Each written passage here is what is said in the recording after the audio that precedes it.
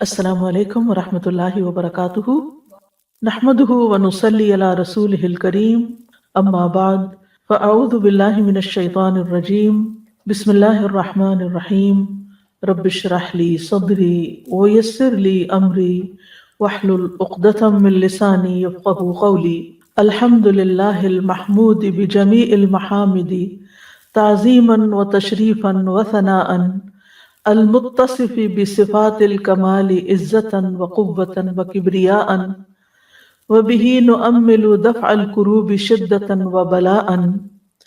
ہر قسم کی حمد اللہ کے لیے ہے جو تعظیم بجا لانے اور شرف بخشنے اور تعریف کے اعتبار سے تمام تعریفوں کے ساتھ تعریف کیا ہوا ہے، جو غلبے، قوت اور بڑائی کی صفات کمال کے ساتھ متصف ہے، اور ہم اسی سے سختیوں اور آزمائشوں کی مصیبت کے چھٹ جانے میں اپنی آرزوئیں وابستہ کرتے ہیں۔ دعا مانگنے سے پہلے اللہ کی حمد و ثنا کرنی چاہیے، اور اس کی دلیل ہمیں انبیاء علیہم السلام کی دعاؤں میں بھی ملتی ہے۔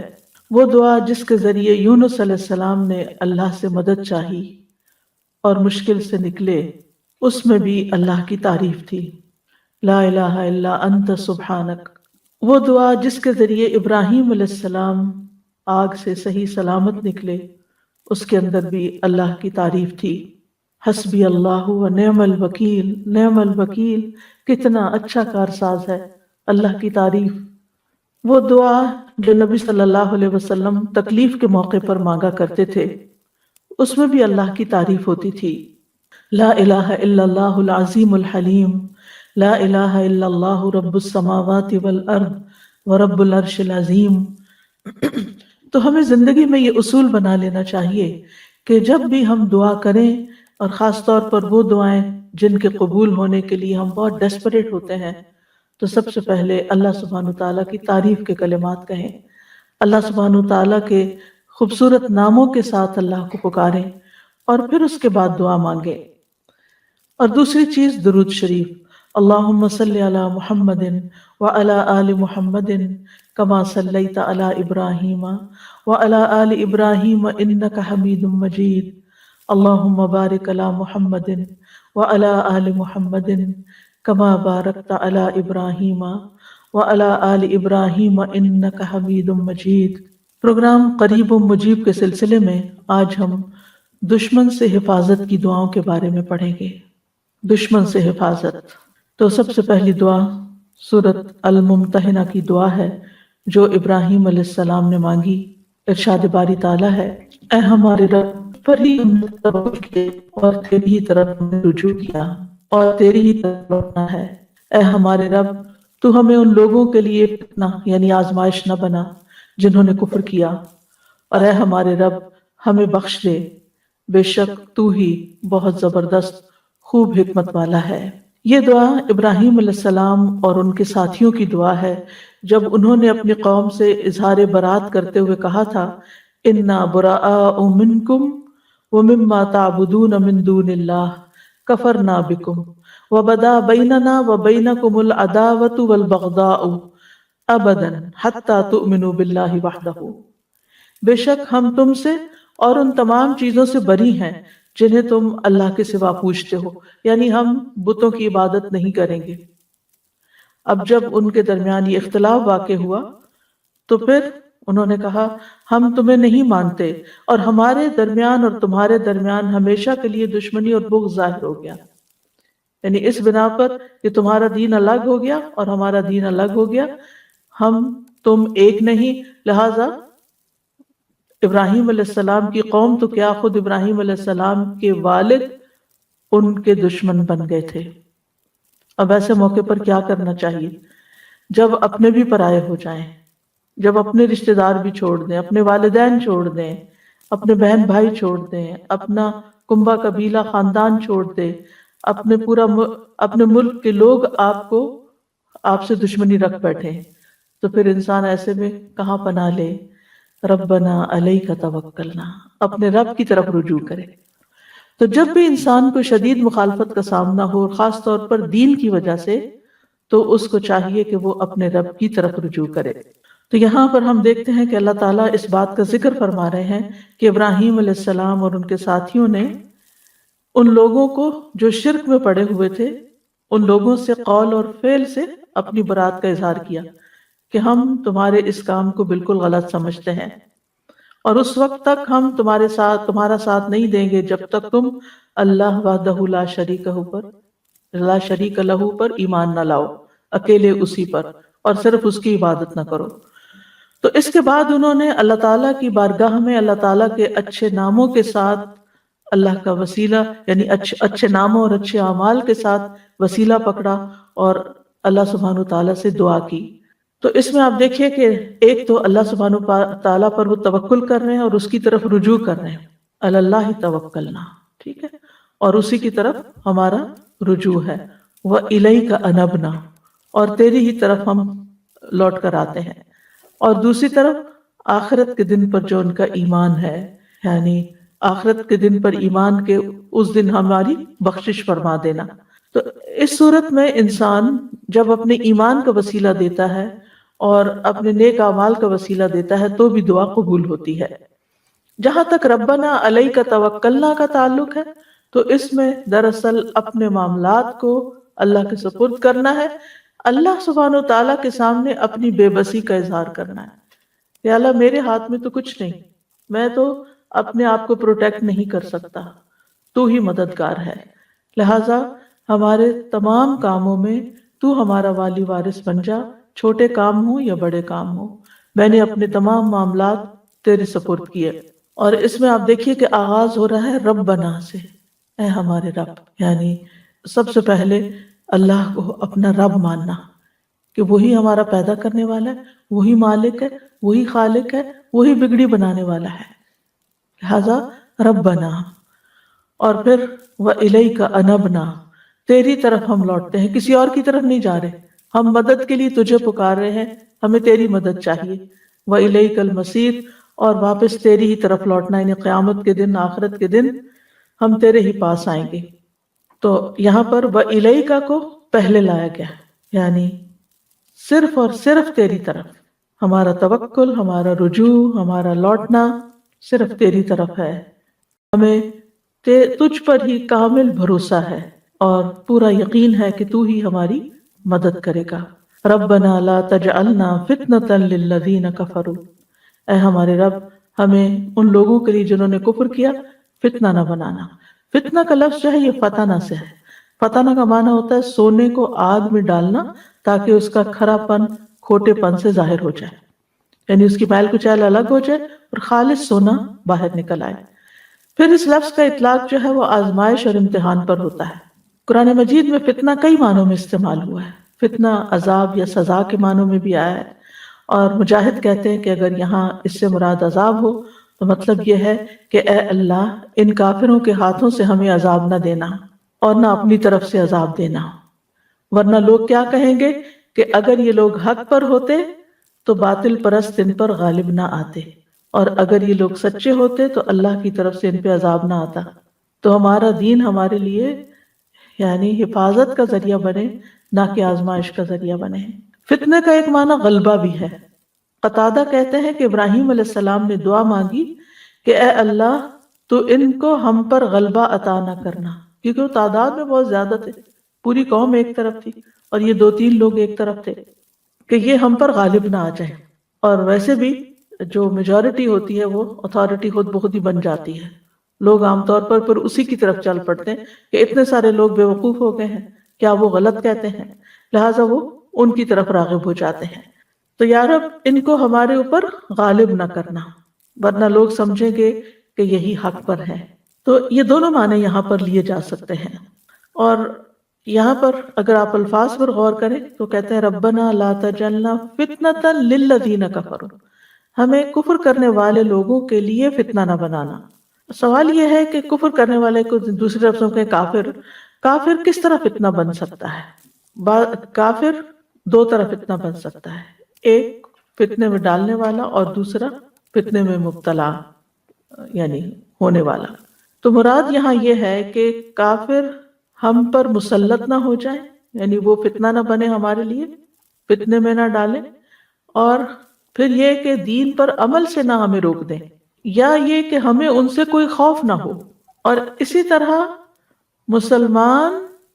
مسلمانوں کے لیے کافر فتنہ نہ بنے، یعنی ان کی ترقی دیکھ کر، ان کی دنیا کی کامیابی، ان کے مال و متاع دیکھ کر مسلمان جو ہیں ان سے فتنے میں مبتلا نہ ہو جائے، یعنی نہ ہم ان کے لیے فتنہ بنے اور نہ وہ ہمارے لیے فتنہ بنے۔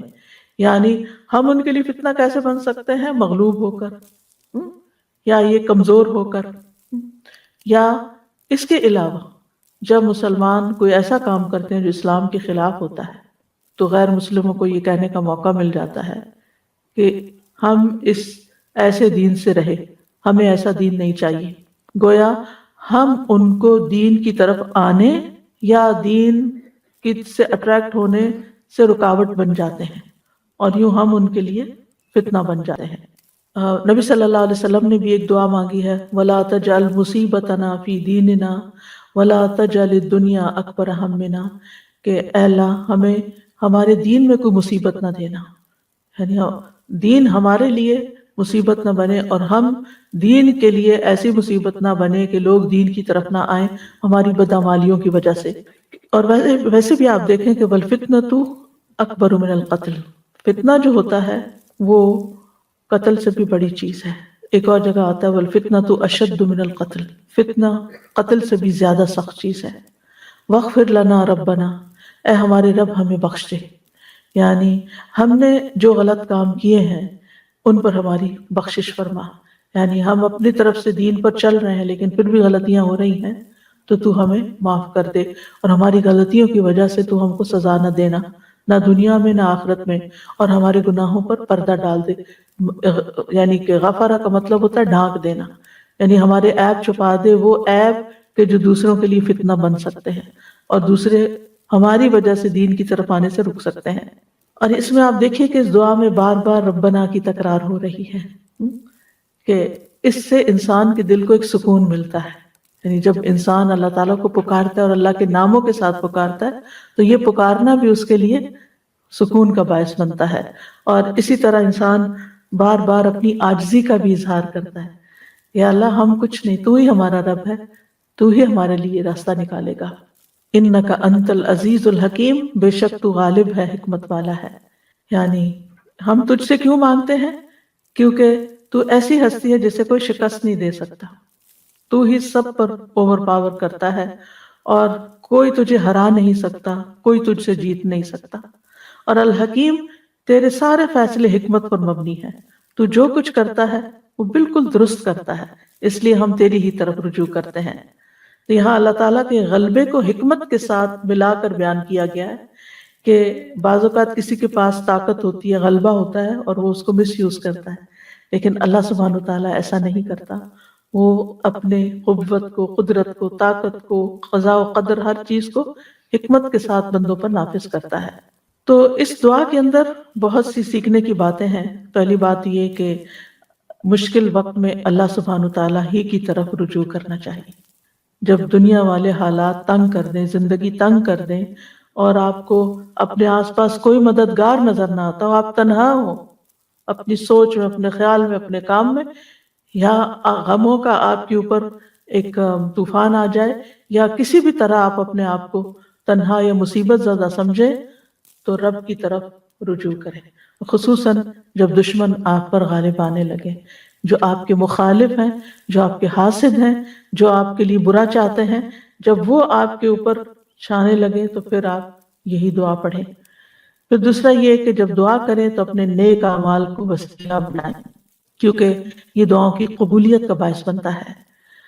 اور دعا کی مناسبت سے اللہ تعالیٰ کے اسماء حسنہ کا ذکر کریں، یعنی اگر کوئی چیز، کوئی راستہ نہیں کھل رہا تو آپ یا فتاح، اے کھولنے والے۔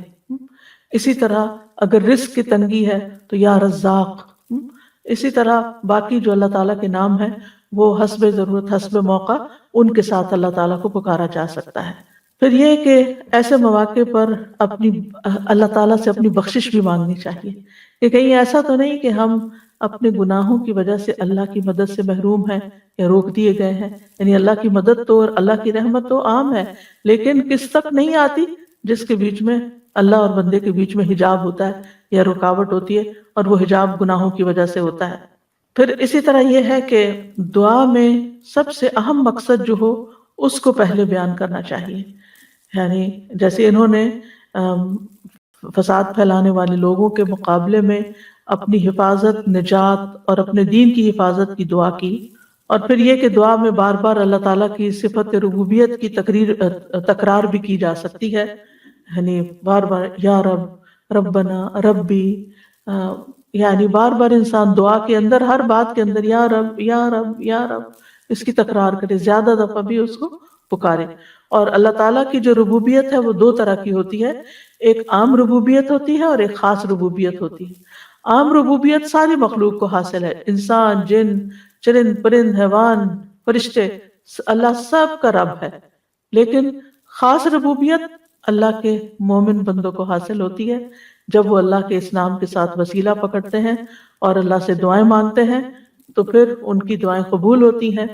اور دعا جو ہے وہ نیک لوگوں کا ہتھیار ہے، یعنی دشمن کے مقابلے میں دعا جو ہے وہ ایک ہتھیار کی حیثیت رکھتی ہے، یعنی جب آپ کے پاس کسی کا مقابلہ کرنے کے لیے کچھ بھی نہیں، آپ خالی ہاتھ ہیں، آپ کمزور ہیں، دعا آپ کو سب سے زیادہ اسٹرینتھ دیتی ہے، آپ کے اندر قوت پیدا کرتی ہے۔ اور دعا کرتے ہوئے انسان کو وجہ بھی بتانی چاہیے کہ اللہ تعالیٰ میں آپ سے کیوں مانگ رہا ہوں۔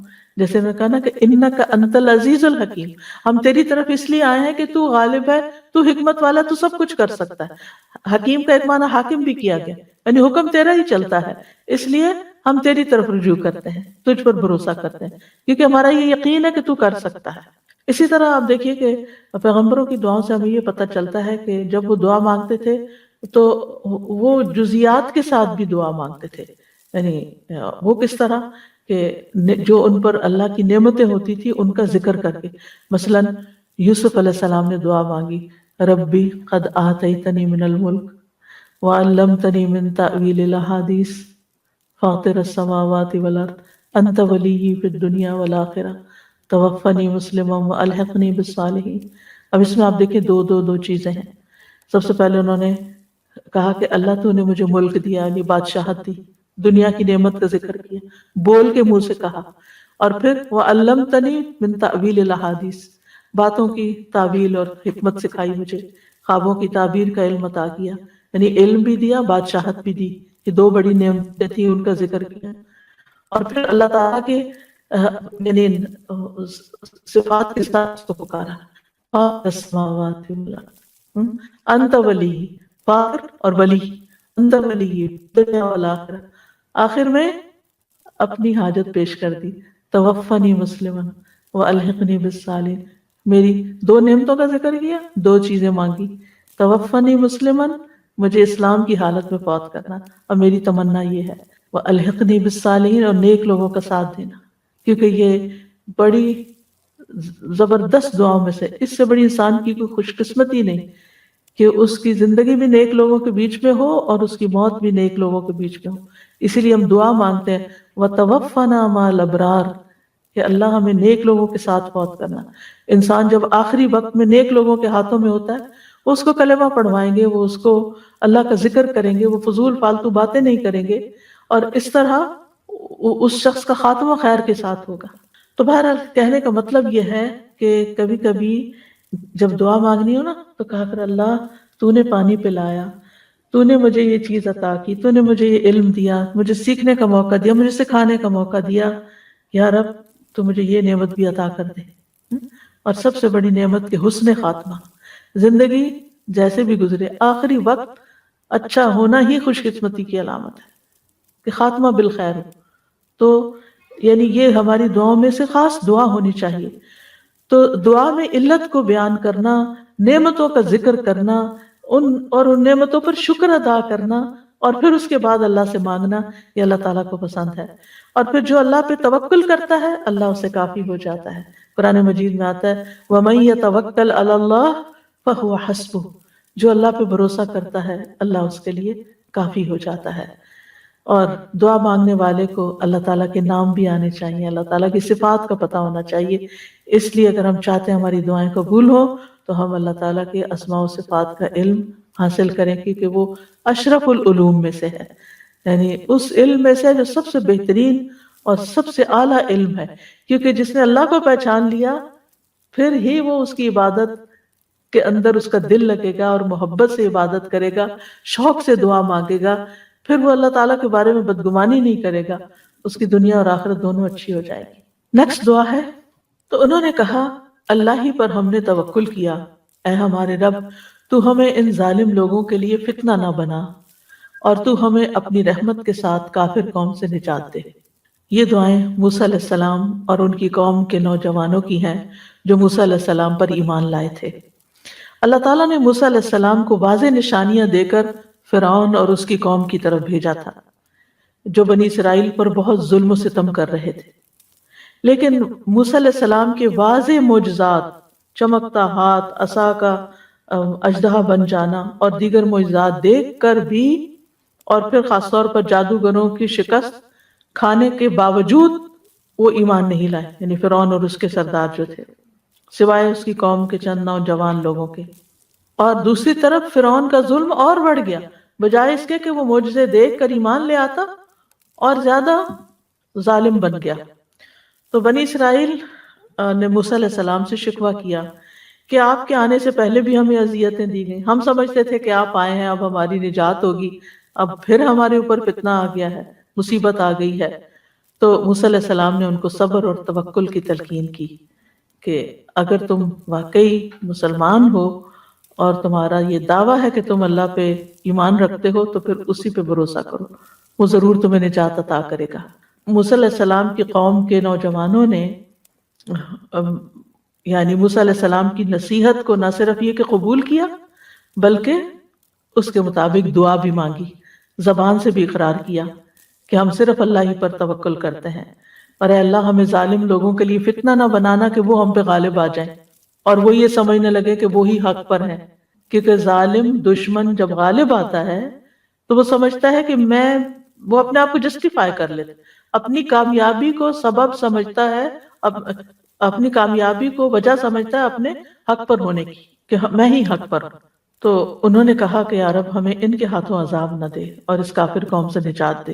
تو یہاں بھی آپ دیکھیں کتنا فاصلہ ہے زمانی ابراہیم علیہ السلام اور موسیٰ علیہ السلام کے بیچ میں، لیکن کتنی سملیرٹی ہے دونوں پیغمبروں کی تعلیم میں اور ان کے ماننے والوں کی دعاؤں میں۔ تو پیغمبر جو ہیں وہ اپنی قوم کو ہمیشہ توکل کا درس دیتے ہیں، اور یہ ایک حقیقت ہے، اگر آپ مسلمان بن کے جینا چاہتے ہیں نا تو یہ پاسبل ہی نہیں کہ اللہ تعالیٰ کی مدد کے بغیر کر سکے، کیونکہ دنیا میں بہت مشکلات ہیں، گھر کے اندر بھی ہیں، باہر بھی ہیں، مخالفتیں بھی ہیں، بہت کچھ ہے۔ تو جب آپ کا اللہ تعالیٰ کے ساتھ ایک مضبوط رابطہ ہو جاتا ہے تو پھر آپ بے خوف ہوتے ہیں، پھر آپ امن میں آ جاتے ہیں، پھر آپ پرسکون ہو جاتے ہیں کہ کوئی ہے جو میرے معاملات کو دیکھ لے گا۔ امام ابن قیم کہتے ہیں کہ اللہ پر توکل کرنے کی دو قسمیں ہیں۔ نمبر 1، دنیاوی حاجتوں کے حصول اور دنیاوی تکلیفوں کو ہٹانے میں اللہ پر توکل، یعنی دنیا کی کوئی مشکل ہے تو اس کے لیے آپ اللہ کی طرف رجوع کریں۔ دوسرا ہے اللہ کی پسند اور رضا کے حاصل کرنے کے لیے اللہ پہ توکل کرنا، کہ اللہ سبحانہ وتعالیٰ کی رضا حاصل کرنے کے لیے اللہ کی طرف رجوع کرنا۔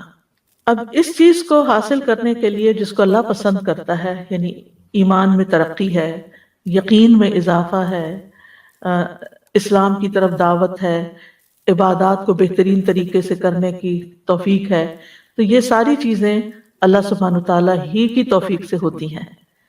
تو دونوں صورتوں میں انسان کو اللہ کافی ہو جاتا ہے، یعنی جب بندہ اللہ پہ توکل کرتا ہے جیسے کہ توکل کرنے کا حق ہے تو اللہ اس کو کافی ہو جاتا ہے، اور ضروری نہیں کہ انجام اس صورت میں ہو جس کو آپ پسند کرتے ہیں، بلکہ انجام اس صورت میں ہوتا ہے جس کو اللہ پسند کرتا ہے، جس کے ساتھ وہ راضی ہوتا ہے۔ تو موسیٰ علیہ السلام نے اپنی قوم سے کہا تھا کہ تم توکل کرو، تو انہوں نے فوراً بات مانی، فوراً بات قبول کی کہ ہم نے توکل کر لیا۔ اور یہاں بھی آپ دیکھیں کہ دعا میں جتنی بھی باتیں ہیں ان سب میں سب سے پہلے توکل ہی کی بات کی، توکل کو مقدم رکھا۔ ربنا لا تجعلنا فتنة للقوم الظالمین، اے ہمارے رب ہمیں ظالم قوم کے لیے فتنہ نہ بنا۔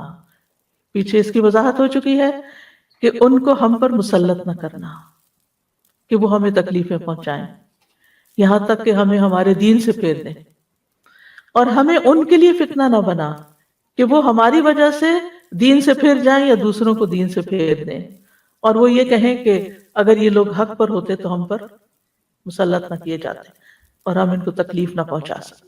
وَنَجِّنَا بِرَحْمَتِكَ مِنَ الْقَوْمِ الْكَافِرِينَ، اور ہمیں اپنی رحمت کے ساتھ کافر قوم سے نجات دے دے۔ ہم ان سے بچنا چاہتے ہیں کیونکہ فرعون کا ظلم بڑھ چکا تھا۔ اب یہاں پر انہوں نے اللہ تعالیٰ کی رحمت کو وسیلہ بنایا ہے، یعنی دعا کی قبولیت میں ایک چیز یہ ہوتی ہے کہ آپ اللہ تعالیٰ کے کسی نام کو وسیلہ بنائیں، یا کسی اپنے نیک کام کو وسیلہ بنائیں، یا پھر اللہ تعالیٰ کی کسی صفت کو وسیلہ بنائیں، اور اس میں خاص طور پر اللہ تعالیٰ کی رحمت، کیونکہ اس سے انسان کی مصیبتیں دور ہوتی ہیں۔ یعنی جب انسان کہتا ہے نا کہ یا اللہ یا رحمان یا رحیم یا حی یا قیوم برحمتک استغیث ونجنا برحمتک، تو جہاں جہاں رحمت کا ذکر ہے وہاں اس رحمت کی وجہ سے اللہ تعالیٰ کی یعنی پھر جب ہم پکارتے ہیں تو اللہ کی رحمت جوش میں آتی اور اللہ تعالیٰ مہربانی فرماتا ہے۔ اور اس میں بھی آپ دیکھیں کہ انہوں نے جان کی سلامتی نہیں مانگی کہ یا اللہ فرعون ہماری جان نہ لے لے، بلکہ کیا کہا، ہمیں نجات دے کافر قوم سے، یعنی ہمارے دین کو بچا لے۔ دین کی جو سلامتی تھی وہ مقدم رکھی۔ اگر جان بچ جاتی اور دین سلامت نہیں، جیسے کہ آپ دیکھیں کتنی ہی جگہوں پر آج کے دور میں بھی، اگر آپ کو معلوم ہو کہ چائنا میں مسلمانوں کے ساتھ کیا ہوا، فلپین میں کیا ہوا، برما میں کیا ہوا، اس کے علاوہ روسی جو ریاستیں تھی پہلے مسلمان تھی، یعنی مسلمان ریاستوں پر جب حملہ ہوا تقریباً 20 لاکھ ایک جگہ پر مار دیے گئے، اور جو بچے ان کو کوئی اجازت نہیں تھی کہ وہ اپنے گھر میں قرآن بھی رکھیں یا نماز پڑھیں یا داڑھی رکھیں یا حجاب پہنیں۔ اسپین میں مسلمانوں کے ساتھ کیا ہوا، یعنی یو نیم اٹ، ہم کبھی شکر ادا نہیں کرتے اس امن کی نعمت کا کہ اللہ نے دین اور جان اور ایمان سلامت رکھا ہوا ہے۔ ورنہ آج کے دور میں بھی، اس صدی میں اور پچھلی صدی میں، اگر آپ اس ساری تاریخ کا جائزہ لیں کہ جہاں جہاں مسلمانوں پر جبر کر کے ان کو ان کے دین سے پھیرا گیا اور جو نہیں مانے ان کو ختم ہی کر دیا گیا، تو یہ بڑی اہم دعاؤں میں سے ہے، وَنَجِّنَا بِرَحْمَتِكَ مِنَ الْقَوْمِ الْكَافِرِينَ۔ تو اس دعا سے ہمیں یہ پتہ چلتا ہے کہ توکل جو ہے وہ ایمان کا تقاضا ہے۔ اگر آپ کا اللہ پر توکل ہے تو اس کا مطلب ہے کہ آپ کے اندر ایمان ہے۔ اور دعا کرنا جو ہے یہ توکل کے منافی نہیں کہ ہم نے اللہ پہ بھروسہ کیا تو بس، نہیں، ہم نے بھروسہ کیا ہے لیکن اس کے ساتھ ہم اللہ کی رحمت کو، اللہ کو پکارتے ہیں اس کی رحمت کا واسطہ دیتے ہوئے۔ اور دعا میں ربنا علی اللہ توکلنا، اللہ پر ہم نے توکل کیا، تو یہ توکل کرنا ایک عبادت ہے، دل کی عبادت ہے، یہ عبادت کا ایک وسیلہ دے رہے ہیں کہ اللہ چونکہ ہم نے تجھ پہ توکل کیا ہے لہذا تو ہمیں دشمنوں سے نجات دے۔ اور ویسے بھی یہ کہ فتنوں سے پناہ مانگتے رہنا چاہیے کہ اللہ تعالیٰ ہمیں عافیت میں رکھے اور کسی فتنے میں مبتلا نہ کرے، کیونکہ فتنہ انسان کے دین، ایمان، ہر چیز کے لیے نقصان دہ ہوتا ہے۔ کبھی بھی فتنوں میں نہ کودیں۔ نبی صلی اللہ علیہ وسلم کی دعاؤں میں سے تھا نعوذ باللہ من الفتن ما ظہر منہا وما بطن، ہم اللہ کی پناہ لیتے ہیں فتنوں سے بچنے کے لیے، جو ظاہری ہیں اور جو چھپے ہوئے ہیں، ہر طرح کے۔ اس دعا سے بھی یہ پتہ چلتا ہے کہ مومن کے اوپر جب حالات مشکل ہو جاتے ہیں تو اس کا طرز عمل کیا ہوتا ہے، اور وہ کس طرح اللہ تعالیٰ کی طرف رجوع کرتا ہے اور اللہ کے ہاں پناہ لیتا ہے۔ اور اس میں اس دعا کے ساتھ بھی مشابہت ہے جو نوح علیہ السلام نے مانگی تھی، رب ان قومی کذبونی فافتح بینی وبینہم فتحا ونجنی ومن معی من المؤمنین۔ اے میرے رب، بے شک میری قوم نے مجھے جھٹلا دیا ہے، پس تو میرے درمیان اور ان کے درمیان فیصلہ کر دے، کھلا فیصلہ، اور مجھے اور میرے ساتھ جو ایمان والے ہیں انہیں بچا لے۔ تو یہ نوح علیہ السلام کی دعا بھی اس دعا سے ملتی جلتی ہے، جس میں وَنَجِّنَا مِنَ الْقَوْمِ الظَّالِمِينَ، تو انہوں نے کہا تھا وَنَجِّنِي وَمَن مَّعِيَ مِنَ الْمُؤْمِنِينَ۔ اب سوال یہ پیدا ہوتا ہے کہ ہمارے دشمن کون ہیں؟ تو سب سے بڑا دشمن تو شیطان ہے، ٹھیک ہے نا؟ شیطان کے وسوسے اور شیطان کی چالیں جو انسان کو کسی نہ کسی طرح اپنے گھیرے میں لیتی رہتی ہیں۔ تو اللہ تعالیٰ قرآن مجید میں فرماتے ہیں ان الشیطان لکم عدو فاتخذوہ عدوا، بے شک شیطان تمہارا دشمن ہے، تم اسے دشمن سمجھو۔ اس دشمن کو پہچاننا بھی ضروری ہے اور اس سے بچنا بھی ضروری ہے۔ پھر اسی طرح وہ لوگ جو اپنے کفر میں سخت اور پکے ہوتے ہیں وہ ایمان لانے والوں کے دشمن بن جاتے ہیں۔ اللہ تعالیٰ فرماتے ان الکافرین کانوا لکم عدوا مبینا، بے شک کافر تمہارے کھلے دشمن ہیں۔ یعنی جیسے نبی صلی اللہ علیہ وسلم کو جنہوں نے انکار کیا اور پھر اس کے بعد چاہے وہ مشرکین مکہ میں سے تھے یا یہود میں سے تھے، اور ان کی دشمنی آپ دیکھتے ہیں کہ کس طرح مختلف طریقوں سے سامنے آئی۔ قرآن مجید کا مطالعہ کریں، کتنی غزوات ہوئیں، کس کس طریقے سے انہوں نے دھوکے دیے۔ پھر اسی طرح آپ دیکھیں کہ منافقین جو ہیں وہ مومنوں کے دشمن ہوتے ہیں۔ قرآن مجید میں آتا ہے سورۃ المنافقون میں ہم العدو فاحذرہم، وہ دشمن ہے ان سے محتاط رہیے، یعنی بچ کے رہیے۔ یعنی دشمن وہ ہوتا ہے جو ایک وہ ہوتا ہے جو سامنے آ کے حملہ آور ہوتا ہے، ایک وہ ہوتا ہے کہ جو چھپ کے حملہ کرتا ہے، جس سے انسان امن میں نہیں رہ سکتا، اس سے محتاط رہنا ضروری ہوتا ہے۔ اور پھر یہ ہے کہ کچھ ایسے ہوتے ہیں جو بظاہر آپ کے دوست بنے ہوئے ہوتے ہیں لیکن اندر سے وہ آپ کو کاٹ رہے ہوتے ہیں۔ تو جتنے بھی دشمن ہوں انسان کے، ان میں سے 3 جو ہے وہ شدید ترین ہیں، جیسے شیاطین جن، منافقین اور کفار۔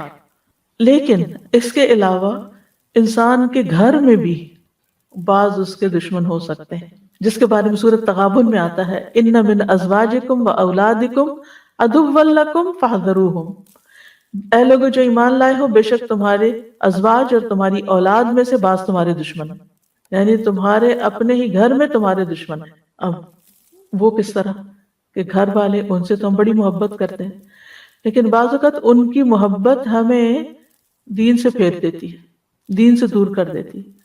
ان کی محبت میں بعض اوقات ہم غلط کام کرنے لگتے ہیں، بعض اوقات دوسروں پر ظلم و ستم کرنے لگتے ہیں۔ اب ایک چھوٹی سی مثال ہے، بہت چھوٹی، کہ جیسے ساس بہو کے جھگڑے میں چاہے بہو کا قصور ہو یا نہ ہو، اسی کو قصوروار بنا دیا جاتا ہے، اور بیٹا چاہے ظالم ہو، چونکہ بیٹا ہے، اپنا ہے، لہذا یعنی کہ غیر منصفانہ طور پر لوگ اس کا ساتھ دیتے ہیں۔ اب ویسے تو آپ بڑی اپنی محبت اس کا اظہار کر رہے ہیں، لیکن آپ ایک غلط کام میں غلط چیز کا ساتھ دے رہے ہیں، اپنی عاقبت برباد کر رہے ہیں۔ پھر اسی طرح آپ دیکھیے کہ بعض اوقات انسان ان کے آرام، آسائش اور ان کی دنیاوی خواہشات کو پورا کرنے کے لیے حرام حلال میں تمیز نہیں کرتا، اور اس طرح وہ یعنی ہمارے نجات کا سبب بننے کی بجائے الٹا مصیبت کا سبب بنتے ہیں، ناجائز کاموں کا انسان ارتکاب کر لیتا ہے۔ اور اسی طرح ازواج بھی بعض اوقات، یعنی کچھ شوہر رشوت نہیں لینا چاہتے یا غلط کام نہیں کرنا چاہتے، لیکن بیویوں کے مطالبات ایسے ہوتے ہیں کہ جس میں انہیں مجبور ہو کر پھر حرام کی طرف قدم اٹھانا پڑتا ہے، اور بھی بہت سی چیزیں ہو سکتی ہیں۔ بہرحال جو دشمن سخت ترین دشمن ہیں اور جن سے ہر حال میں بچنا چاہیے، جس میں شیاطین جن و انس ہیں، اور ایسے لوگ جو آپ کے دین کے دشمن ہیں، اور ایسے جو اوپر سے تو آپ کے ساتھ ہیں مگر اندر سے آپ کے جاسوس ہیں یا منافق ہیں یا اندر سے وہ مخلص نہیں ہے، تو ان سب کے مقابلے کے لیے سب سے پہلا کام کرنے کا جو ہے وہ توکل ہے، کہ انسان اس چیز کے پیچھے نہ پڑا رہے، تجسس نہ کرتا رہے کون میرا دشمن ہے، کون نہیں ہے، کون میرے ساتھ ہے، کون میرے اس میں نہ پڑے، بلکہ کیا کرے، اپنا معاملہ اللہ کے سپرد کر دے۔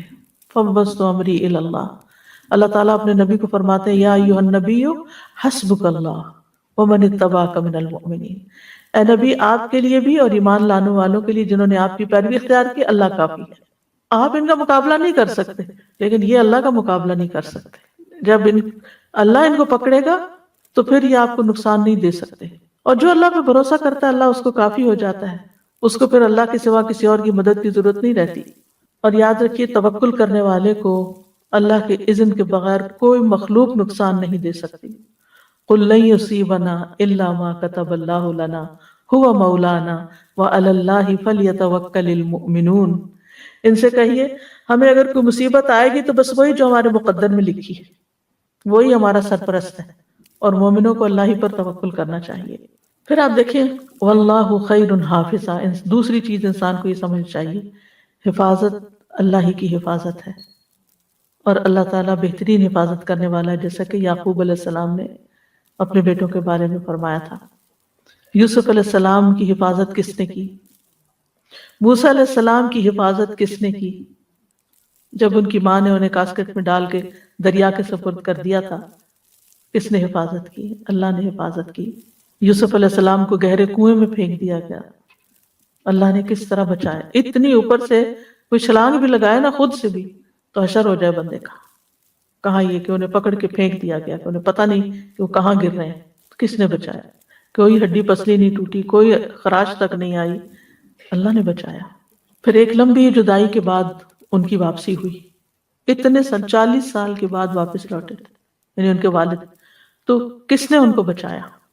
اللہ نے بچایا۔ 40 سال ماں باپ کے بغیر، اپنی فیملی کے بغیر، مسلمانوں کے بغیر، یعنی وہ جس ملک میں تھے وہاں کوئی مسلم نہیں تھے، کوئی مسجد نہیں تھی، کوئی لیکچرز نہیں تھے، کوئی ماحول نہیں تھا، کچھ بھی نہیں تھا، لیکن اپنا ایمان کیسے سلامت رکھا۔ وہاں بھی انہیں یاد تھا کہ وہ کس کی اولاد ہیں، اور انہیں یاد تھا کہ وہ ان کا دین کیا ہے، اور وہ سارے ماحول کے باوجود ایمان پر ہے۔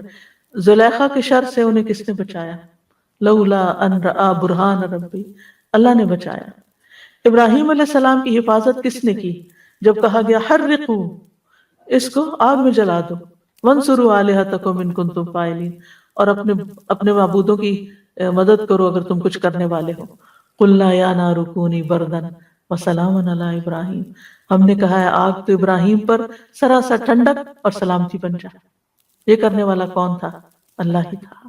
پھر آپ دیکھیے کہ سلیمان علیہ السلام کو اللہ تعالیٰ نے عظیم بادشاہت دی تھی، جنات کو ان کے تابع کر دیا تھا، وہ جو حکم دیتے تھے بجا لاتے تھے، عجیب و غریب کام وہ کر دیتے تھے۔ تو ان کی جو سرکشی تھی اور ان کی جو طاقت تھی، آپ کو معلوم ہے سلیمان علیہ السلام کی مجلس میں کتنا طاقتور جن بیٹھا، جس نے کہا کہ صرف آنکھ جھپکنے کی دیر میں میں ملکہ بلقیس کا تخت اٹھا کے لا سکتا ہوں۔ اتنے بڑے جن کو، یا وہ جو بھی مخلوق تھی، یعنی آج تک کوئی اتنی سائنس اور ٹیکنالوجی ترقی کر چکی، آج تک کوئی ایسی چیز ایجاد نہیں ہوئی کہ جو اتنی دیر میں اتنا بڑا تخت اتنی دور سے اٹھا کے آپ تک پہنچا دے۔ ٹھیک ہے آپ کے الفاظ ایک جگہ سے دوسری جگہ چلے جاتے ہیں، لیکن چیزیں نہیں جا رہی اس طرح، شاید آئندہ کبھی ایسے ہو۔ لیکن اتنے طاقتور جن سے سلیمان علیہ السلام کو کوئی خطرہ نہیں تھا۔ ہمیں تو کوئی سچی جھوٹی بھی کہہ دینا کہ اس عمارت میں جن ہے، تمہارا خوف سے برا حال ہو جائے، لیکن سلیمان علیہ السلام ان سے کام لیتے تھے اور طاقتور جنوں سے کام لیتے تھے۔ پھر آپ دیکھیں کہ عیسیٰ علیہ السلام کی حفاظت کس نے کی؟ ان کو کس نے بچا کے اٹھا لیا جبکہ رومی سپاہی جو تھے وہ گھیرا ڈال چکے تھے، بچ نکلنے کی کوئی صورت نہیں تھی۔ خود رسول اللہ صلی اللہ علیہ وسلم کو غار میں کس نے محفوظ کیا تھا؟ الا تنصروه فقد نصرہ اللہ اذ اخرجہ الذین کفروا ثانی اثنین اذ ہما فی الغار اذ یقول لصاحبہ لا تحزن ان اللہ معنا، اللہ نے حفاظت کی تھی۔ تو اللہ اپنے بندوں کی ہر شر والی چیز سے حفاظت کرتا ہے، اور حفاظت اور پروٹیکشن اللہ سے مانگنی چاہیے۔ پچھلے دنوں ایک قصہ سننے کا اتفاق ہوا، اس کی صداقت تو اللہ ہی بہتر جانتا ہے، لیکن جو شخص بیان کر رہا تھا وہ بہت ہی یقین اور صداقت کے ساتھ کہ کس طرح امریکہ میں ایک تبلیغی جماعت آئی، اور وہ پیدل جماعت تھی، تو وہ کہیں نہ کہیں کسی کھلی جگہ ٹینٹ لگا لیتے تھے رات کو، اور پھر کبھی مسجد میں اور لوگوں کو اسلام کی دعوت دیتے تھے۔ تو وہ کہتے ہیں کہ وہ ایک چرچ کے باہر جو پارکنگ لاٹ ہوتی ہے وہاں انہوں نے خیمہ لگا لی۔ تو یہ جو نریٹ کر رہے تھے فرسٹ ہینڈ سٹوری، یہ کہتے ہیں کہ میں نے جب دیکھا تو میں سخت پریشان ہو گیا، کیونکہ وہاں کا قانون یہ اجازت دیتا ہے کہ اگر کوئی ٹریس پاس کرے یا کوئی آپ کی پراپرٹی میں بغیر اجازت کے آ کے بیٹھ جائے تو آپ اس پہ گولی چلا سکتے ہیں۔ تو کہتے ہیں کہ جب جو ہی مجھے پتا چلا تو میری ٹانگیں کانپ رہی تھی، اور میں فوراً پہنچا کہ آپ جلدی یہاں سے اٹھیں ورنہ آپ کی جان خطرے میں ہے۔ کہتے ہیں کہ جو ان کا لیڈر تھا وہ بڑے سکون اطمینان کے ساتھ بیٹھا رہا، مسکراتا رہا، اور اس نے کہا کہ آپ بھی آئیں، بیٹھیں، کھانا کھائیں، کچھ نہیں ہوتا، اللہ کی زمین ہے اور ہم اس پہ بیٹھے ہیں۔ تو خیر اس کے بعد یہ ہوا کہ وہی بات ہوئی کہ 3-4 ٹرک آ گئے، بہت سارے لوگ آ گئے، انہوں نے گولیاں برسانی شروع کر دی، اور یہ جو صاحب تھے اندر، یہ دیکھنے والے بھی اور جو جماعت تھی انہوں نے صرف یہ دعا پڑھی، وَجَعَلْنَا مِن بَيْنِ أَيْدِيهِمْ سَدًّا وَمِن خَلْفِهِمْ سَدًّا فَأَغْشَيْنَاهُمْ فَهُمْ لَا يُبْصِرُونَ۔ کہتے ہیں کہ ساری گولیاں کہیں اور ہی چلی گئیں، ایک گولی ان پر نہیں پڑی۔ پھر آخر وہ اتر کے آئے وہاں اندر اور دیکھا کہ یہ کیا ہو رہا ہے، تو ان کو تو ایک طرح خراش بھی نہیں آئی، تو وہ کہنے لگے کہ یہ کیا معاملہ ہے؟ تو انہوں نے کہا کہ یہاں کیوں ہو تم؟ انہوں نے کہا کہ ہم اس طرح مسافر ہیں اور ہم نے اپنا خیمہ یہاں لگایا ہے، اور تو بہرحال وہ سارا قصہ پورا یہ ہوا کہ وہ بہت زیادہ مرعوب ہوئے، پتہ نہیں پھر مسلمان ہوئے یا نہیں، آگے کی مجھے کہانی نہیں معلوم، لیکن وہ اس بات پر بہت ہی حیران تھے کہ ہم تو یہ دیکھنے آئے کہ جو اندر لوگ ہیں وہ مرے بھی ہیں کہ نہیں، تو یہاں تو ایک بھی نہیں، کچھ بھی نہیں ہوا کسی کو۔ تو یعنی آج کے دور میں بھی بعض اوقات اس طرح کے واقعات ہو جاتے ہیں کہ کوئی بچہ ہو آخری منزل سے اوپر کئی سٹوری سے گرتا ہے اور وہ بالکل صحیح سلامت ہوتا ہے، اور یعنی بچانے والا اللہ ہے۔ تو اگر کسی بھی خوف اور دہشت کے موقع پر آپ پورا بھروسہ اللہ پہ کر لیں، اللہ کو پکاریں، اور مچھلی کا قصہ جو یونس علیہ السلام کا وہ تو سب جانتے ہیں کہ مچھلی کے پیٹ میں جا کے باہر نکلنا، اور ریسنٹلی بھی ایک واقعہ پیش آیا اس کے، تو بلکہ میں نے کلپ بھی دیکھا تھا کہ کس طرح وہ اندر سے اس کو نکالا گیا انسان کو۔ یعنی ہم اگر آپ دیکھیں کہ اس وقت بھی ہمارے آس پاس بہت سے خطرات ہو سکتے ہیں، ہم کہیں چل رہے ہیں، ہم کہیں سفر کر رہے ہیں، ہمیں تو پتہ بھی نہیں ہوتا کہ کس طرح اللہ سبحانہ وتعالیٰ ہماری جان بچا دیتا ہے، کس طرح حفاظت کرتا ہے۔ جب ہم سو جاتے ہیں ہمیں کچھ پتہ ہوتا ہے ہمارے پاس کون سا کیڑا مکوڑا چل رہا ہے، لیکن کس طرح ایک نظام کے تحت اس نے ہمارے کانوں کو پروٹیکٹ کیا ہوا ہے کہ اندر جو ویکس ہے اتنی کڑوی ہے کہ کوئی کیڑا مکوڑا اندر جانے کی ہمت نہیں کرتا، اس کو دور سے ایسی اسمیل آتی ہے کہ وہ اندر نہیں گھستے سوائے وہ کن کھجور کے جو شاید، لیکن عمومی طور پر آتے تھے۔ اسی طرح باقی بھی جنات ہیں، حیوانات ہیں۔ ہم لوگ تو یہاں بہت ایک پروٹیکٹڈ قسم کے ماحول میں رہتے ہیں، لیکن بہت سے لوگ زمین پہ سوتے ہیں، ان کے پاس چھت نہیں ہوتی، جھگیوں میں سو رہے ہوتے ہیں، کسی وحشی جانور کے آنے سے کوئی چیز روکنے والا دروازہ بھی نہیں ہوتا، جھگیاں ایسی ہوتی ہیں کہ کپڑا ڈالا ہوا ہوتا ہے سامنے، کوئی چیز پروٹیکٹ نہیں کرتی، لیکن اللہ تعالیٰ بچاتا ہے۔ تو اللہ سبحانہ و تعالیٰ ہی کی حفاظت ہوتی ہے، لہٰذا جتنے بھی مختلف طرح کے ہمارے دل میں خوف ہے نا وہ نکال دینے چاہیے، یہ کہنا چاہیے اللہ میرا تجھ پر بھروسہ، اور اللہ خیر حافظہ، اللہ ہی بہترین حفاظت کرنے والا ہے۔ لا تحزن ان اللہ معنا، اللہ ہمارے ساتھ ہے۔ یعنی بعض اوقات ہوتا ہے نا کسی کو گھبراہٹ ہوتی ہے، انگزائٹی شروع ہو جاتی ہے، پریشانی شروع ہو جاتی ہے کہ معلوم نہیں اب کیا ہو جائے گا، اب تو میں زندہ نہیں بچ سکتا، لیکن اگر زندگی ہے تو وہ بچا لے گا، اور اگر زندگی نہیں تو کوئی بچا نہیں سکتا۔ بعض لوگوں کو سانپ کاٹ جاتا ہے اور وہ نہیں مرتے کیونکہ اللہ بچاتا ہے، ابھی زندگی ہے۔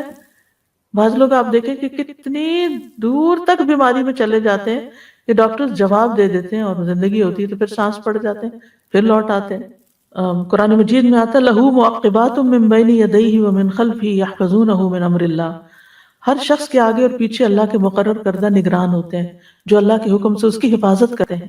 مجاہد کہتے ہیں کہ ہر انسان پر ایک فرشتہ مقرر ہے جو نیند کی حالت میں اور جاگتے ہوئے اس کی جنات، انسانوں اور کیڑے مکوڑوں سے حفاظت کرتا ہے، سوائے اس چیز کے جس کی اللہ نے اجازت دی تو وہ پہنچ کے رہتی ہے۔ یعنی اگر کوئی نقصان دینے والی چیز نے آنا ہے وہ آ جائے گی، لیکن ادروائز حفاظت کے لیے اللہ نے بتا دیا کہ فرشتے مقرر ہیں۔ کعب احبار کہتے ہیں اگر اللہ عز و جل نے تم پر فرشتے مقرر نہ کیے ہوتے جو تمہارے کھانے، تمہارے پینے، تمہارے پردے کی چیزوں میں تمہارا دفاع نہ کرتے تو یقیناً جن تم کو اچک کے لے جاتے۔ تو اللہ تعالیٰ فرشتوں کے ذریعے حفاظت کرتا ہے، اور خاص طور پر آپ دیکھیں کہ نبی صلی اللہ علیہ وسلم کی کس طرح حفاظت کی، کہ ابو جہل نے کیا کہا تھا کہ اگر میں نے محمد کو دیکھا صلی اللہ علیہ وسلم کہ وہ کعبہ کے پاس نماز پڑھ رہے ہیں تو میں ان کی گردن رون دوں گا۔ تو اسے کہا گیا کہ وہ محمد ہے، وہ کہنے لگا مجھے تو نظر نہیں آ رہے۔ تو رسول اللہ صلی اللہ علیہ وسلم نے فرمایا اگر وہ ایسا کرتا تو فرشتے سب کے سامنے اسے پکڑ لیتے، اور جب اسے بتایا کہ کس ڈائریکشن میں اور اس نے آنے کا ارادہ کیا تو اس کو آگ نظر آئی وہاں سامنے، تو وہ کوئی نقصان نہیں دے سکا۔ تو اللہ سبحانہ وتعالیٰ کی جو حفاظت ہے اس میں ابن رجب کہتے ہیں کہ اللہ تعالیٰ دو طرح بندوں کی حفاظت کرتا ہے، ایک ان کی دنیا کی مصلحتوں کی حفاظت جیسے ان کے جسم، جان، مال سب کی حفاظت، اور جیسے دشمنوں کے خلاف حفاظت، اور دوسرے ان کے دین ایمان کی حفاظت۔ یعنی ایک دنیا کی حفاظت دنیاوی چیزوں کی، اور ایک دین ایمان کی حفاظت. تو دین ایمان کی حفاظت جو ہے اس میں جیسے دل کو شبہات اور شکوک و شبہات سے بچاتا ہے، کیونکہ وہ دل میں اگر دین کے کسی بھی چیز کے بارے میں شک آ جائے تو نفاق کی طرف لے جاتا ہے. یعنی فی قلوبہم مرض، کس کے بارے میں کہا گیا؟ منافقین. تو شکوک و شبہات جو ہے یہ ایک بیماری ہوتے ہیں، اور ایسے لوگ پھر منافقت کی طرف چل جاتے ہیں. پھر اسی طرح شہوات، خواہشات اگر دل میں وہ پیدا ہو جائے تو وہ بھی انسان کو دین میں پھر انسان کمپرومائز کرنے لگتا ہے. تو اللہ سبحانہ وتعالی انسان کو وسوسوں سے بچاتا ہے، انسان کے ایمان کو مضبوط کرتا ہے، اور اسی طرح اللہ تعالیٰ بندوں کی عقل اور قوت کی حفاظت بھی کرتا ہے، صحت کی حفاظت کرتا ہے. بعض سلف صالحین کہتے ہیں کہ عالم کی عقل زائل نہیں ہوتی. ابھی ریسنٹلی وہ نسیم بہن کی ڈیتھ ہوئی ہے، ماشاءاللہ حافظ قرآن تھی، یہیں کی گریجویٹ تھی، الہدا سے ہی انہوں نے کیا تھا. تو سیٹرڈے کو ان کی وفات ہوئی، اور وفات کے وقت ماشاءاللہ ان کی بہنیں، ان کے دوست ان کے پاس تھیں. تو بتا رہے ہیں کہ تھوڑی دیر پہلے تک بھی وہ باتیں کر رہی تھی، معافی مانگ رہی تھی اور باتیں کر رہی تھی، کلمہ پڑھ رہی تھی، استغفار کیا، توبہ معافی کی. یعنی آخری لمحے تک ان کی عقل سلامت تھی. یعنی کہ حالانکہ کافی ایجڈ بھی تھی اور بہت عرصے سے شدید بیمار بھی تھی. بندہ بیمار ہو تو اس کی ویسے ہی عقل کام نہیں کرتی، اتنی تکلیف میں ہو، ہر 2 گھنٹے بعد مارفین لگ رہی تھی، لیکن اس پین میں بھی اور درد میں بھی کلمہ بھی نصیب ہوا، بے ہوش نہیں تھی، صحیح سلامت عقل کام کر رہی تھی. یہ اللہ کی دی ہوئی حفاظت ہوتی ہے، اور یہ اللہ کے کلام کی برکت سے ہوتی ہے. جتنا زیادہ آپ قرآن پڑھتے ہیں، ذکر کرتے ہیں، تو اللہ سبحانہ وتعالیٰ اسی طرح آپ کی حفاظت فرماتے ہیں. جی ایک رات پوری ان کو نیند نہیں آتی تھی، رات بھر قرآن پڑھتی رہی، 16 پارے ان کے ہو گئے. پھر آپ دیکھیے کہ تو بعض علماء کہتے ہیں کہ جو قرآن کو حفظ کر لیتا ہے اور جمع کر لیتا ہے اس کی عقل قائم رہتی ہے. یعنی اللہ تعالیٰ اس قرآن کی، کیونکہ اس کے سینے میں قرآن ہے، تو اس کی عقل کو زائل ہونے سے بچا لیتا ہے. ابو طیب الطبری جو تھے 100 سال کی عمر سے آگے بڑھ گئے تھے، یعنی 100 پلس ہو گئے تھے، لیکن وہ اپنی عقل اور قوت سے فائدہ اٹھا سکتے تھے. ایک دن انہوں نے کشتی سے زمین پر قوت سے چھلانگ لگائی تو ان کو اس پر ملامت کی گئی کہ آپ کو ایسا نہیں کرنا چاہیے تھا. تو انہوں نے کہا یہ وہ اعضاء ہیں جن کی ہم نے بچپن میں نافرمانیوں سے حفاظت کی، تو اللہ نے ہمارے لیے ہمارے اعضاء کی بڑھاپے میں حفاظت کی. اور ایک اور زندہ مثال ہے، آج شاہد آپا بیٹھی ہوئی ہیں، ان کی والدہ ہیں، میرے خیال ہے 100 سال کی وہ ہو چکی ہیں. سبحان اللہ، سارا دن یعنی ان کی جو روٹین ہے وہ صبح ناشتے کے بعد سے ظہر تک مسلسل قرآن پڑھتی رہتی ہے. کتنی خوش قسمتی کی بات ہے کہ انسان اتنی عمر تک پہنچے اور پھر وہ اپنا سارا دن جو ہے وہ قرآن کے ساتھ گزارے، اور اسی طرح باقی نمازیں بھی اپنی پڑھتی ہیں، اور ذکر اذکار اور ساری ہوش حواس سلامت، اور کھانا پینا ہر چیز، یعنی کہ بھوک بھی لگتی ہے، کھا پی بھی لیتی ہیں اپنی، یعنی کہ قوت بھی بحال ہے، کسی کے اوپر اس طرح یعنی ڈیپینڈنٹ نہیں ہے. میں ہمیشہ جب وہ آتی ہیں تو میں پوچھتی ہوں ان کا حال چال، اور پوچھتی ہوں کہ اب کیا حال ہے. وہ ایک تجسس ہوتا ہے نا کہ اتنی عمر ہو گئی ہے کس حال میں ہے، تو بتاتی ہیں ماشاءاللہ پہلے سے بھی بہتر ہے، پہلے سے بھی اچھی ہے، اور یہ ان کی روٹین ہے. تو یہ اللہ کی حفاظت سے ہوتا ہے. اور پتہ نہیں بندے کی وہ کون سی نیکی، اور وہ ماشاءاللہ جب میری ان سے ملاقات ہوئی ہے ہمیشہ وہ اللہ کی تعریف کر رہی ہوتی، اللہ کا شکر بول بول کے شکر ادا کر رہی ہوتی. ہم بعضوں کا شکر ادا کر بھی لیتے ہیں، زیر لب کہہ لیں الحمدللہ شکر اللہ کا، بس یعنی تھکے ہارے. لیکن وہ جس قوت کے ساتھ اللہ کا شکر ادا کرتی ہے تو حیرت ہوتی ہے دیکھ کے کہ اتنا جذبہ اور ایمان کہاں سے آیا. ورنہ عام طور پر دیکھا گیا کہ بوڑھے لوگ ڈپریشن میں چلے جاتے ہیں، اور ان سے یعنی کہ نہ وقت پہ نماز، نہ ذکر، نہ اذکار، کچھ نہیں، کیونکہ کوئی وضو کرانے والا نہیں ہے، کوئی ساتھ ہاتھ پکڑنے والا نہیں. ہمیں جو بندہ اللہ کے ساتھ سچا ہو جاتا ہے، اللہ کے لیے خالص ہو جاتا ہے، اللہ سبحانہ تعالیٰ خود اس کی حفاظت فرماتا ہے. یعنی جب آپ خالص ہوتے ہیں اور نیت کرتے ہیں تو اللہ سبحانہ تعالیٰ پھر واقعی آپ ایک قدم چل کے جاتے ہیں اس کی طرف تو 10 قدم آپ کی طرف آتا ہے. پھر آپ دیکھیے کہ وہ حدیث بھی ہے نا، احفظ اللہ یحفظ کا، تم اللہ تعالیٰ کے احکامات کی حفاظت کرو، اللہ تمہاری حفاظت کرے گا. پھر اللہ بندے کے نہ صرف بندے کی حفاظت کرتا ہے، اس کے مال اور اولاد کی بھی حفاظت کرتا ہے. جیسے سورۃ کہف میں آتا ہے نا، اما الجدار فکان لغلامین یتیمین فی المدینۃ وکان تحتہ کنز لہما وکان ابوہما صالحا. اور دیوار کی بات یہ ہے کہ وہ 2 یتیم لڑکوں کی تھی جو اس شہر میں رہتے تھے. اس دیوار کے نیچے ان کے لیے خزانہ دفن تھا اور ان کا باپ نیک آدمی تھا. تو موسیٰ علیہ السلام اور خضر علیہ السلام نے وہ دیوار اس کے اوپر دوبارہ بنا دی جو گری ہوئی تھی کہ خزانہ ایکسپوز ہو جاتا. کہ یہ بچے بڑے ہوں گے تو پھر اپنا خزانہ نکالیں گے۔ ابن عباس کہتے ہیں کہ ان یتیم بچوں کے والدین کے نیک ہونے کی وجہ سے ان کی حفاظت کی گئی تھی۔ محمد بن منقدر کہتے ہیں اللہ تعالیٰ بندے کی نیکی کی وجہ سے اس کے بچوں کی، بچوں کی اولاد کی، بچوں کی اولاد کی اور اس کے خاندان اور قبیلے کی حفاظت کرتا ہے۔ اتنی دور تک جاتی ہے نیکی، صرف اس بندے کی نہیں، بندے کی اپنی اولاد کی بھی، پھر آگے اس کی اولاد کی بھی، اور پھر اس کے آس پاس کے لوگوں کی بھی، ان کی بھی حفاظت ہوتی ہے۔ جب تک وہ انسان زندہ رہتا ہے وہ سب لوگ اللہ کی حفاظت میں ہوتے ہیں۔ نیکی کی اپنی ایک خوشبو ہوتی ہے، نیکی کا اپنا ایک فائدہ ہوتا ہے، ایک برکت ہوتی ہے، کوئی معمولی چیز نہیں ہے۔ اور اللہ تعالیٰ کی حفاظت جن اعمال سے ملتی ہے، سب سے پہلے صبر اور تقوی۔ وَإِن تَصْبِرُوا وَتَتَّقُوا لَا يَضُرُّكُمْ كَيْدُهُمْ شَيْئًا، اگر تم صبر کرتے رہو گے اور اللہ کا تقوی اختیار کرو گے تو کہ ان کی چالیں تمہیں کوئی نقصان نہیں دیں گی۔ ان اللہ بما یعملون محیط، جو وہ کر رہے ہیں اللہ اس کو گھیرے ہوئے ہے، وہ تم تک نہیں پہنچیں گی چالیں۔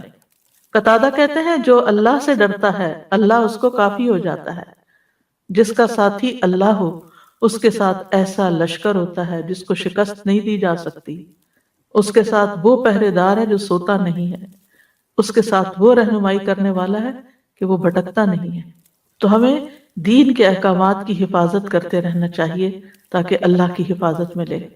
بعض صالحین کہتے ہیں جب بھی آپ اپنے کسی عزیز، اپنے ساتھی یا اپنے بیٹے کو نصیحت کرنا چاہیں تو آپ ان سے کہیں آپ اللہ کی حفاظت کریں، اللہ آپ کی حفاظت کرے، یعنی آپ اپنی نمازوں کی حفاظت کریں، اپنے زکوٰۃ کے وقت کی، اپنی ذمہ داریوں کی، جو بھی اللہ کا حکم ہے ان چیزوں کی حفاظت کریں، اللہ آپ کی حفاظت کرے گا۔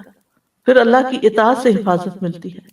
فضیل بن ایاز کہتے ہیں جب مجھ سے اللہ کی نافرمانی ہو جاتی ہے تو مجھے اپنی نافرمانی کے اثرات، اپنی سواری کی عادت، اپنے خادم، اپنی بیوی، یہاں تک کہ گھر کے چوہوں سے پتہ چل جاتے ہیں، یعنی وہ ستانے لگتے ہیں۔ جب میں اللہ کی نافرمانی کرتا ہوں تو یہ سارے لوگ مجھے ستاتے ہیں۔ اس زمانے میں سواری بھی اونٹ، گھوڑے وغیرہ پر ہوتی تھی، وہ بھی تنگ کرنے لگتا ہے بیٹھے بیٹھے، اور وجہ بھی نہیں پتہ چلتی۔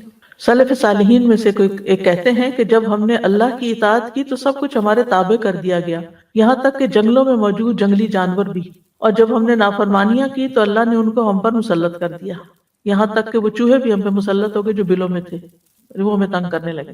تو اس میں سب سے پہلے اپنی نمازوں کی حفاظت کرنی چاہیے، نو میٹر بٹ اپنی نماز کو کمپرومائز نہیں کرنا چاہیے، اس کو ڈیلے نہیں کرنا چاہیے، اس کو اپنے وقت میں ادا کرنا چاہیے۔ رسول اللہ صلی اللہ علیہ وسلم نے فرمایا جس نے صبح کی نماز پڑھی وہ اللہ کے ذمے، یعنی اللہ کی حفاظت میں ہے۔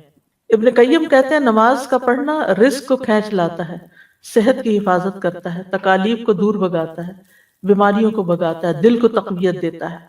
نماز چہرے کو روشن بناتی ہے، نفس پہ خوشی بھر دیتی، سستی دور کر دیتی، اعضاء کو متحرک کرتی، بندے کی قوتوں کو مدد دیتی ہے۔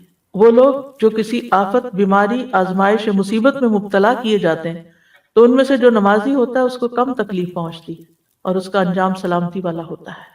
یعنی بعض اوقات تکلیف ایسی ہوتی ہے جو سب پر آتی ہے، آندھی ہے، بارش ہے، طوفان ہے، یا کوئی بیماری ہے، کچھ بھی، لیکن وہ اس سے کم متاثر ہوتا ہے۔ دنیا کے شر کو بھی نماز سب سے زیادہ دور کرتی ہے، یعنی اس کی تاثیر عجیب ہے۔ اسی لیے نبی صلی اللہ علیہ وسلم پر جب کوئی پریشانی آتی تو آپ سب سے پہلے کیا کرتے تھے؟ نماز کی طرف دوڑتے تھے، کیونکہ جتنا بندے کا اللہ سے تعلق ہوگا اتنا ہی انسان اپنے دشمن پہ قابو پا سکے گا۔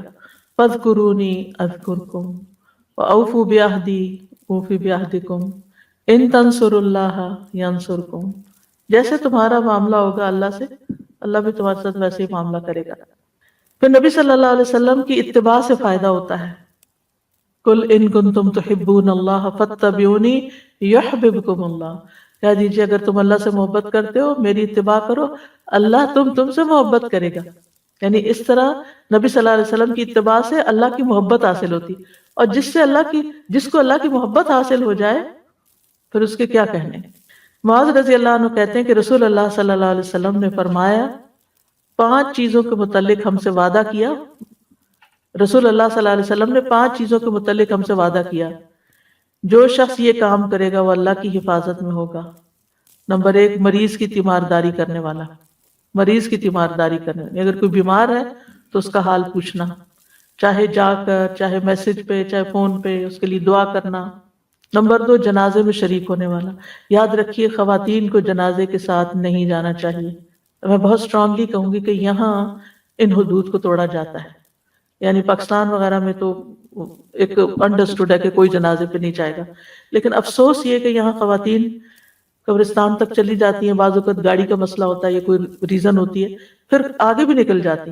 اول تو جانا نہیں چاہیے۔ آپ اپنا کوئی ارینجمنٹ ایسا کریں کہ آپ کے ہسبینڈ اگر قبرستان جا رہے ہیں تو آپ اپنی گاڑی کوئی اور ارینج کریں دوستوں کے ساتھ مل کے، کہ آپ مسجد سے یا جہاں سے بھی آپ اپنے گھر جائیں، بس قبرستان نہ جائیں، کیونکہ منع کیا گیا کہ عورتیں جنازے کے ساتھ نہ جائیں، اور ہم اللہ کے رسول صلی اللہ علیہ وسلم کے حکم کی واضح مخالفت کرتے ہیں۔ یہ نافرمانی جو ہے نا، یہ درست نہیں ہے، اچھی نہیں ہے۔